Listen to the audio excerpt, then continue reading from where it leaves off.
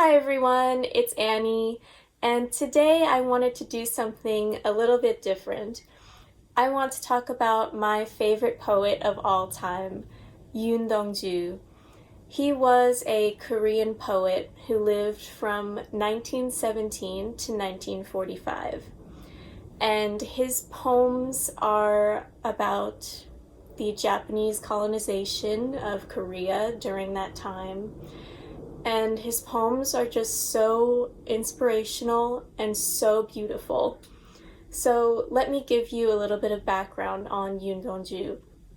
He was born in what is now China, but what was then the northern part of Korea, in 1917.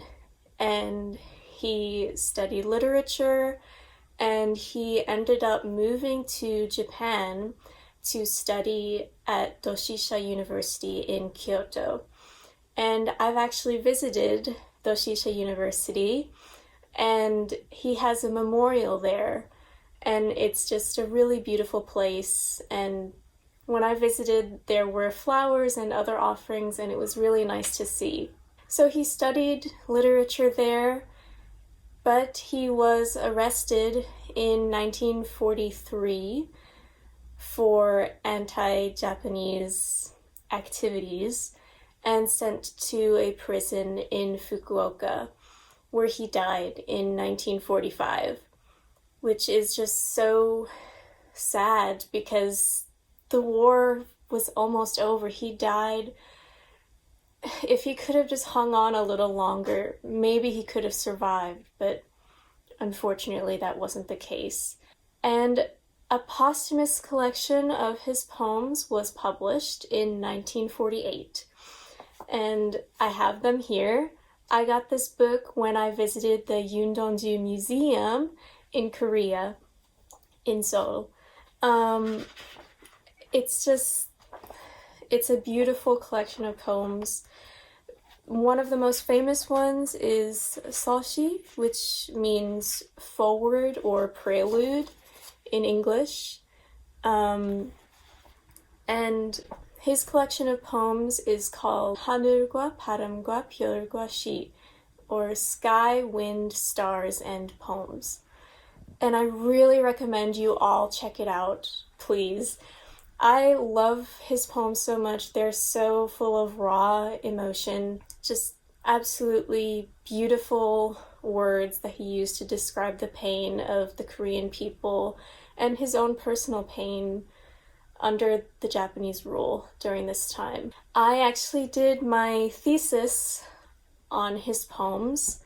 I studied how they were translated into Japanese from the Korean, and it was very, very interesting, and I love him so much. He will always be my favorite poet. So if you want to know more about Yoon Dong-ju, I recommend first reading this book, The Investigation by Lee Jung-myung.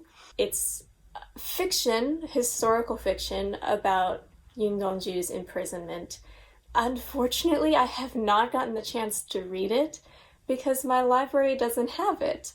I've tried recommending it to them, and I will keep asking them to get it, but I will definitely buy it when I get the chance because it seems really good, and I want more content about Yoon Dong-ju. And there's also a Korean movie released in 2016 called Dong-ju, and it is wonderfully done. It's about his life. Of course, it's a little bit, it's a movie, so it's gonna be dramatized a little bit, but it was very, very well done. I believe it's all in black and white also, which was a really nice touch. There's also a beautiful song based on one of his poems called 새로운 길, or A New Way or A New Road, by the Korean pop folk band called Donghwa, or Fairy Tale. And it's a really nice song, and I really recommend you listen to it. So yeah, and I want to talk about my time in Korea a little more. I visited Korea in December of 2018, and the one thing I knew I had to do was visit the Yungdongju Museum.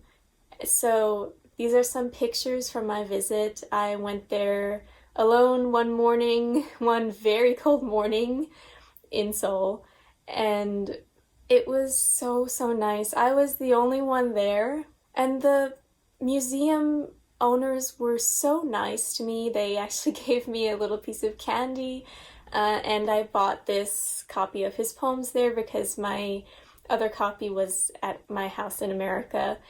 And if you are in Seoul, I really strongly recommend that you go. It's a very small museum.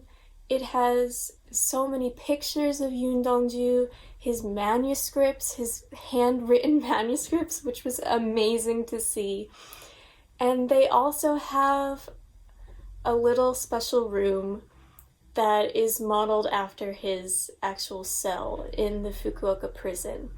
And you go in there, it's this dark, dank room, and you can sit and watch a short film about his life. Of course, it's all in Korean, but it's definitely worth going and supporting this wonderful museum. And they also have a little cafe. It wasn't open when I went there, but definitely check that out as well and support this museum. So thank you so much all for watching. I hope I inspired you to check out Yoon Dong-ju's poems. I really want more people to learn about him and learn about his life and the inspiration he gave to the Korean people during the Japanese occupation.